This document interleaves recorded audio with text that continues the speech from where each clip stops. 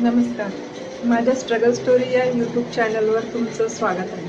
भाग 1 मध्ये मी आदिवासी वस्तीत राहत असल्याची माहिती दिलेली आहे. भाग 2 म्हणजे आजच्या भागामध्ये मी व्यसनाधीनतेचा कसा शिक्षणावर परिणाम होतो हे सांगणार आहे. मी 7व्या वर्गात असताना चित्रकलेच्या परीक्षेला बसले होते. त्या परीक्षेचं नाव होतं इंटरमिजिएट आणि त्याची फी साधारणतः 700-800 रुपये होती.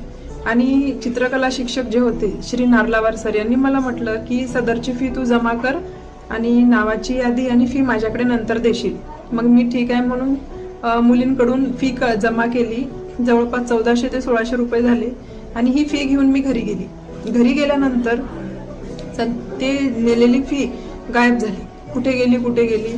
नंतर मग कळालं की हे माझ्या वडिलांनी नेलेली आहे आणि वडिलांनी त्या पैशाची दारू पण पिलेली होती.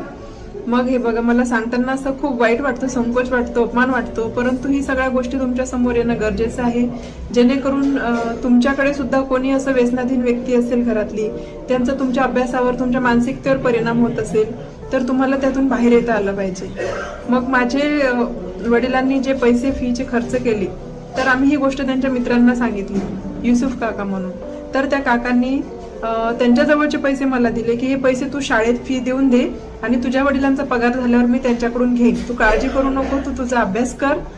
आणि याचा परिणाम असा झाला, पैसे तर मला भेटले पण त्यानंतर मी कधी परीक्षेची फी गोळा केलेली नाही. आणि मग मला भीती वाटायची की असे पैसे घरात आले तर काय होईल, कसं होईल, आणि नंतर आपल्याला असे वाया गेलेले पैसे भरता येईल का. तर यामुळे मग मी पैसे जमा करणं काम घेतलेलंच नाही कधी.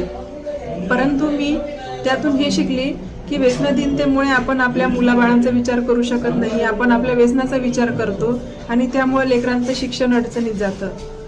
तर आपण सुद्धा असं व्यसन करायचं नाही आणि जर घरात कोणी करत असेल, ऐकतच नसेल तर त्याचा अभ्यासावर, आपल्या मानसिकतेवर परिणाम होणार नाही याची काळजी घ्यायची आहे. पुन्हा भेटू आपण 3ऱ्या भागामध्ये आणि त्या भागामध्ये मी सांगणार खूप महत्त्वाची गोष्ट की जे तुम्हाला खूप आवडेल, समजेल आणि त्याचा तुमच्या अभ्यासावर चांगला परिणाम होईल, तुमच्या मनावर चांगला परिणाम होईल. धन्यवाद. जय हिंद.